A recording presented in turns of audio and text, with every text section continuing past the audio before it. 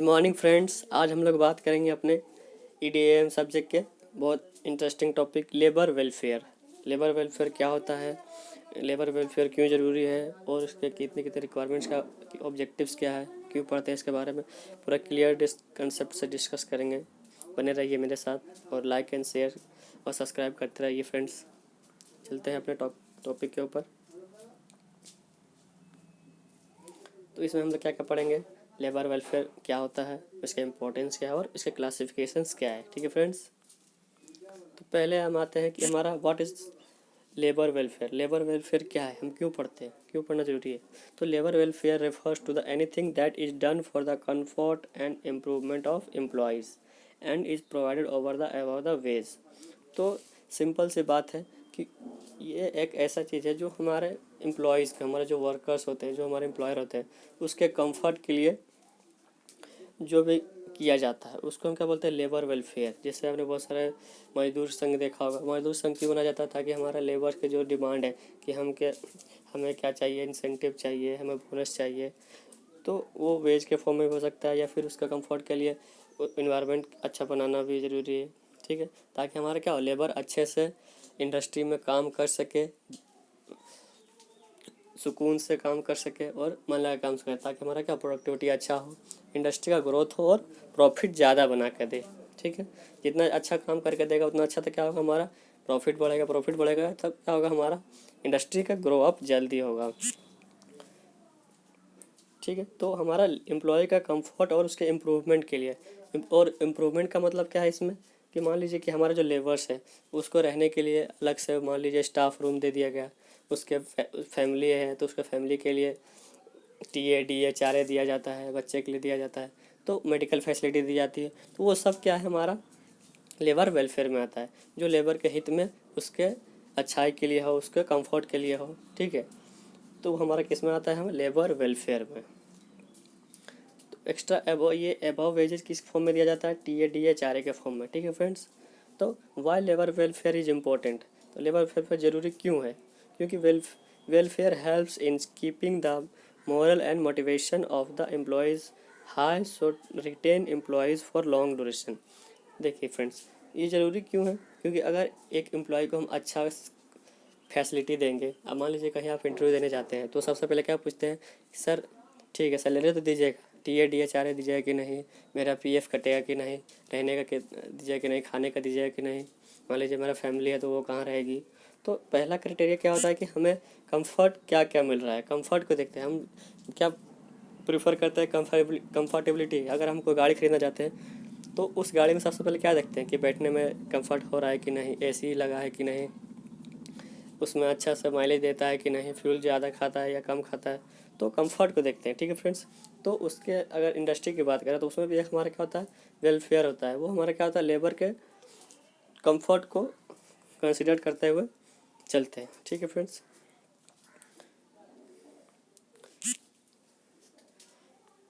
Next देखते हैं अब लेबर वेलफेयर में क्या क्या आता है। फैसिलिटेट टू एम्प्लॉयज़ वेलबींग, वो अच्छे से रहने के लिए, हमारा इतने एम्प्लॉय अच्छे से रहने के लिए। सो एम्प्लॉयर कैरियर फॉर एम्प्लॉयज़, अब उसमें कैरियर उसमें दिखाते हैं कि हाँ ठीक है मेरे पास रहिएगा तो 1 साल के बाद आपका सैलरी बढ़ते रहेगा, बढ़ते रहेगा। आप अच्छा, अगर अपने अच्छा इंप्रेशन हुआ तो आप अगले पोस्ट पे भी जा सकते हैं, आप सुपरवाइजर से मैनेजर बन सकते हैं, मैनेजर से डायरेक्टर बन सकते हैं। तो वो क्या होता है, उसके सपोर्ट में जो चीज़ किया जाए, एम्प्लॉय के सपोर्ट में जो काम किया जाए, वो क्या होता है, लेबर वेलफेयर में आता है।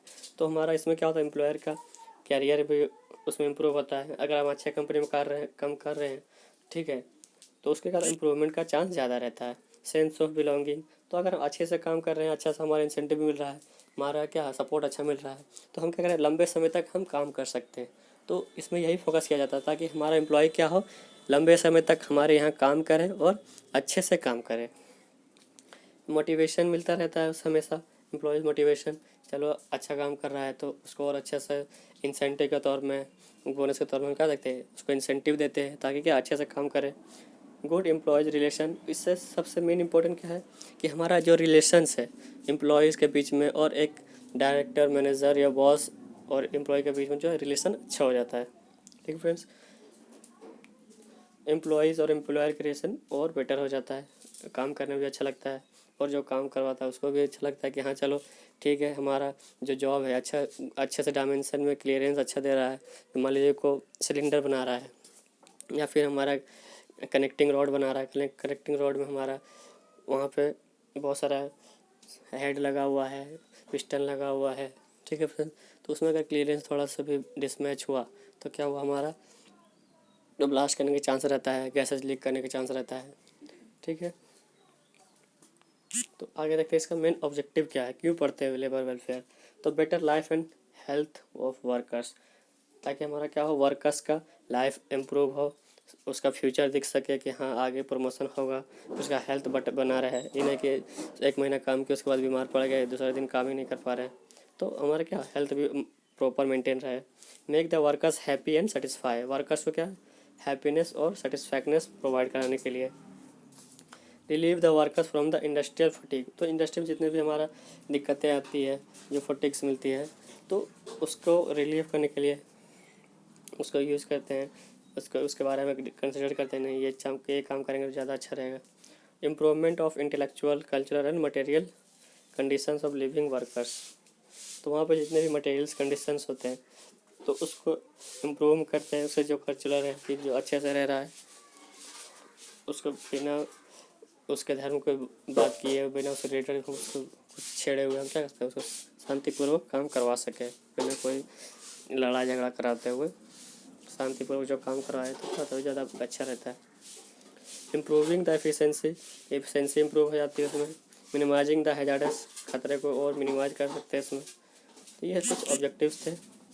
उसका फ्यूचर्स क्या है, include the various facilities service immunities, जितने भी उसको सुविधाएं रहते हैं T A D H R A, वो सब क्या है हमारे फ्यूचर्स को इन्हेंस करती है कि हाँ अगर हमें T A D H R A मिल रहा है, हमारा अगर पी एफ कट रहा है तो क्या होगा, पी एफ हमारा जमा होगा, फ्यूचर के लिए पी एफ कटता है इंडस्ट्री में, तो फ्यूचर्स उसमें अच्छा रहता है।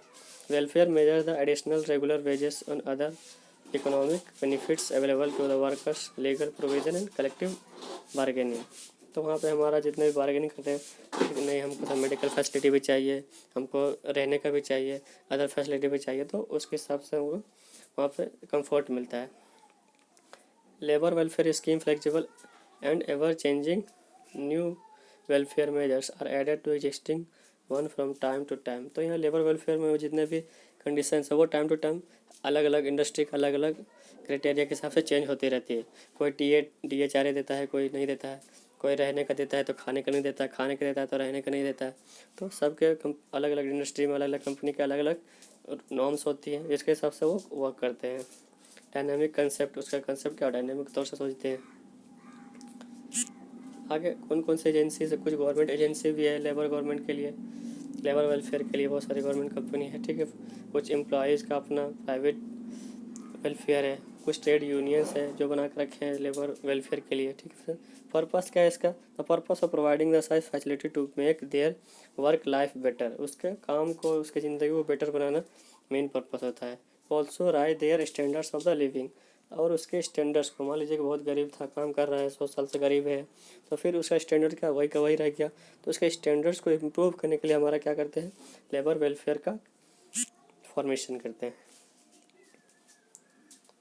उसका बेनिफिट्स क्या है टू द एम्प्लॉयज़ के लिए क्या बेनिफिट्स है, facilitate like housing scheme, medical facility, education and recreation of facility for the workers families and help in rising them standard of living, तो उससे घर मिलता है रहने के लिए, उसकी फैमिली के लिए मेडिकल फैसिलिटी मिलती है, एजुकेशन फैसिलिटी मिलती है, हाँ आपका बच्चा अगर मेरे ही द्वारा क्या होगा पढ़ाया जाएगा, आपका बच्चा जो भी पढ़ना चाहेगा वो कंपनी उसको प्रोवाइड कराएगी, ठीक है। उस वर्कर्स को फैमिली को भी हेल्प करती है ताकि उसका स्टैंडर्ड बढ़ सके, अच्छे से बढ़ सके।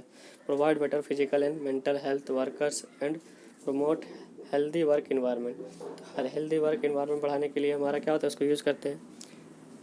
दिस मेक्स वर्कर्स टू पे more attention toward the work, देखिए ये मेन पॉइंट है हमारा फ्रेंड्स, कि अगर हम अच्छे से फैसिलिटी देंगे तो क्या more attention to the work, अगर हम उसको अच्छा पे कर रहे हैं, अच्छा सैलरी दे रहे हैं, तो क्या होगा वो अच्छे से मन लगा के हमारे कंपनी में काम करेगा, ठीक है। अगर हम एक एम्प्लॉय के तौर पे, इंटरप्रेन्योर के तौर पे सोचे, तो अगर हम उसको अच्छा से फैसिलिटी दे रहे हैं तो उसका अटेंशन क्या वो काम पे ज़्यादा रहेगा, इधर उधर कम रहेगा, क्योंकि वो उसे अच्छे से फैसिलिटी सब कुछ मिल रही है। तो फ्रेंड्स, टू द एम्प्लॉयर क्या फैसिलिटी मिलेगी, तो stable labour force by the providing welfare facility, तो उसे स्टेबल लेबर फोर्स मिलेगा, उसे लेबर को बार बार दूसरा बुलाना नहीं पड़ेगा, ढूंढ ढूंढ के नहीं लाना पड़ेगा, अरे भाई कहाँ है, तो उसे एक पर्टिकुलर फोर्स तैयार रहेगा उसका। अगर एक जन मेजर को बोला जाए कि आपके कमांडो सब भाग गए हैं तो कैसा लगेगा, उसको अच्छा लगेगा नहीं। अगर कमांडो तैयार रहेगा तो क्या बोला, हाँ चलो मैं जो भी हमारा प्रोजेक्ट उसको अच्छे से डील कर सकते हैं, काम कर सकते हैं। तो हमारा स्टेबल लेबर है, वो जल्दी हमारा उसमें जो जॉब करते हैं वो भागते नहीं हैं, वो लंबे समय तक काम करते हैं। वेलफेयर, लेबर वेलफेयर अच्छे से रहने पर workers are taken active interest in job and work in feeling of the involvement and participation. हमारा क्या था, जितने भी वर्कर्स होते हैं अच्छे से काम करते हैं, मन लगा के काम करते हैं। ठीक है, जैसे टीवीएस कंपनी का एग्जांपल ले लीजिए, जितने भी टीवीएस कंपनी है, कोई उसमें सिलेंडर हेड अलग बनती है, उसका टायर्स अलग बनते हैं, उसका असेंबली अलग होती है। तो जितने भी वर्कर्स हैं, तो टीवीएस क्या है, सारे वर्कर्स को अच्छे से रखती है। तो सारे वर्कर्स को जब उसको अच्छे से TA DA HRA देती है, उसको मेडिकल फैसिलिटी देती है, उसके बच्चे को पढ़ाने का फैसिलिटी देती है, तो जाके क्या होता है, वो अच्छे से काम करते हैं। अब इन ऑर्गेनाइजेशन को क्या फ़ायदा मिलने वाला है, ऑर्गेनाइजेशन को हमारा ये फ़ायदा मिलेगा friends, to employer welfare measure increase the productivity of organisation. सबसे पहले हमारा क्या, उसकी प्रोडक्टिविटी इंक्रीज हो जाएगी। ठीक है फ्रेंड्स, अच्छे से काम करेगा कोई भी आदमी, क्या उस कंपनी का भी नाम होगा। Promote healthy industrial relation, industrial relation का हेल्दी रहेगा। Help to maintain the industrial peace, शांति बना रहेगा हमारे इंडस्ट्री में। The social evil prevalent among the labour such substance abuse desire reduce the greater extend by the welfare. वहाँ पे एक दूसरे से लड़ा झगड़ा कम होगा। ठीक है फ्रेंड्स, तो इसका अगर क्लासिफिकेशन का बात करें, क्लासिफिकेशन में हमारा लेबर वेलफेयर एक्टिविटीज़ का एक स्टैटूटरी और नॉन स्टैटूटरी। नॉन स्टैटूटरी हमारा वॉलेंट्री वेलफेयर और म्यूचुअल वेलफेयर होता है। ठीक है फ्रेंड्स, अब लेबर वेलफेयर एक्टिविटी का इंट्रा म्यूचुअल और एक एक्स्ट्रा म्यूचुअल। ठीक है, इंट्रा म्यूचुअल क्या होता है, विद फैक्ट्री परमिशन, जो फैक्ट्री परमिशन जो देता है उसके अंडर काम करना पड़ता है। और ये एक्स्ट्रा म्यूचुअल क्या होता है, हमारा मैनुअल होता है, ये फैक्ट्री परमिशन के बाहर होता है। अब स्टैट्यूटरी स्कीम क्या है, the statutory scheme are those scheme that are compulsory to provide by the organisation as complaints to the law government from the time to time. तो ये हमारा क्या होता है, जो हमारा जो कंपनी, जैसे मान लीजिए कोई कंपनी बोलते नहीं सिर्फ तुमको खाना एक टाइम देंगे, रहना तुमको खुद से देखना पड़ेगा, तो उसका कुछ पर्सनल नॉर्म्स होता है गवर्नमेंट के हिसाब से। तो वो जो हमारा जो कंपनी फिक्स करते हैं कि हमारा एक स्कीम है, तो वो हमारा जो कंपलसरी है प्रोवाइड बाय द ऑर्गेनाइजेशन, जो ऑर्गेनाइजेशन के बाद ऑर्गेनाइजेशन के द्वारा जो दिया जाता है उसको हम क्या बोलते हैं, statutory scheme. It is product of coercive power of government. ये हमारा किसका प्रोडक्ट था, कोर्सिव पावर का, गवर्नमेंट का प्रोडक्ट होता है। ठीक है, तो स्टैट्यूटरी वेलफेयर स्कीम में क्या क्या आता है, statutory welfare scheme include the following provision, drinking water, हमारा जितने भी एम्प्लॉयज़ है वो वाटर के लिए कभी भी जा सकता है, कोई पी सकता है। फैसिलिटी फॉर सिटिंग, अच्छे से बैठने का फैसिलिटी अच्छा मिलना चाहिए।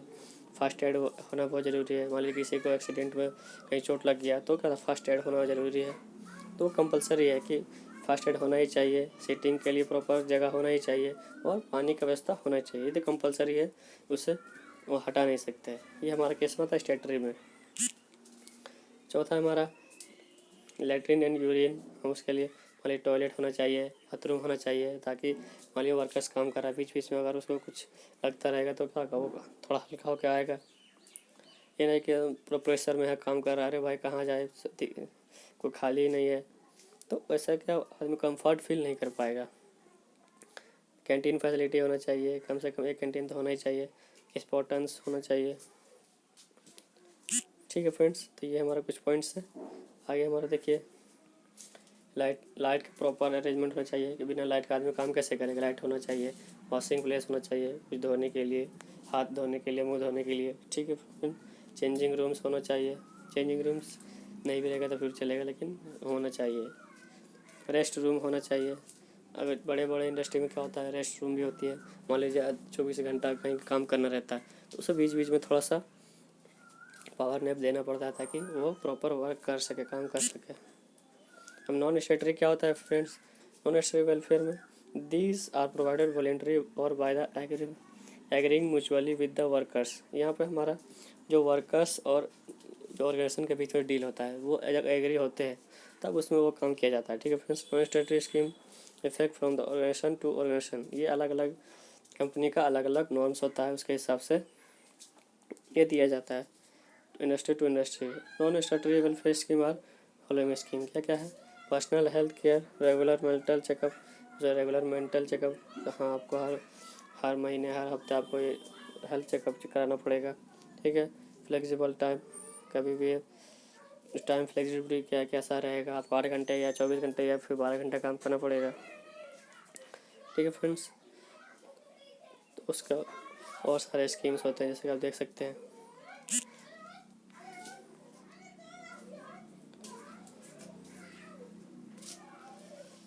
अगला है हमारा employee assistance programme. Employee assistant programme हमारा जो एम्प्लॉय को बहुत सारे प्रोग्राम कराते हैं ताकि हमारा एम्प्लॉयज़ क्या हो, एक्सटर्नल काउंसलिंग सर्विस कराते हैं एम्प्लॉयज़ और member their immediate facility, family का काउंसलिंग कराते हैं ताकि उसको क्या फैसिलिटी दे सके, और अदर फैसिलिटी देने के लिए हमको बहुत सारा प्रोग्राम्स भी होती है। हरासमेंट पॉलिसी, मान लीजिए कि कोई अगर लेडीज़ वगैरह अगर इंडस्ट्री में काम कर रही है उसके साथ अगर कुछ हरासमेंट वगैरह होती है तो एक कंप्लेन कर सके, अच्छे से सिक्योर फील करे कभी, या लेडीज़ हो या फिर मेंस हो, वो सिक्योर और कंफर्ट फील के साथ काम कर सके। मान लीजिए तो मैन में ही लड़ाई हो गया तो वो क्या है, लड़ाई वड़ाई ना हो, शांति से काम करे, तो उससे फैसिलिटी होना चाहिए। मीडिया क्लेम इंश्योरेंस स्कीम, कुछ कुछ हमारा इंश्योरेंस भी करवाया जाता है लेबर्स का, ताकि अगर कुछ इन केस कोई एक्सीडेंट होता है तो उसका क्या इंश्योरेंस का बेनिफिट मिल सके। ठीक है, एम्प्लॉय रेफरल स्कीम, तो बहुत सारे हमारा इसमें स्कीम होती है। सोशल सिक्योरिटी इंडिया, इसमें बहुत सारे देखिए लॉ लगा हुआ है ताकि जैसे अब हम सुने हैं, जैसे कि आप जानते ही हैं कि बच्चे लोग को वहाँ पे काम करने के लिए मना किया गया है, 18 साल से जिसका एज कम हो वो काम नहीं कर सकते। तो वुमेंस कंजर्वेशन एक्ट 1923, ये सब हमारे कुछ स्कीम्स है गवर्नमेंट के द्वारा जो दिया गया है। ठीक है friends, thank you, I hope you can get understand better.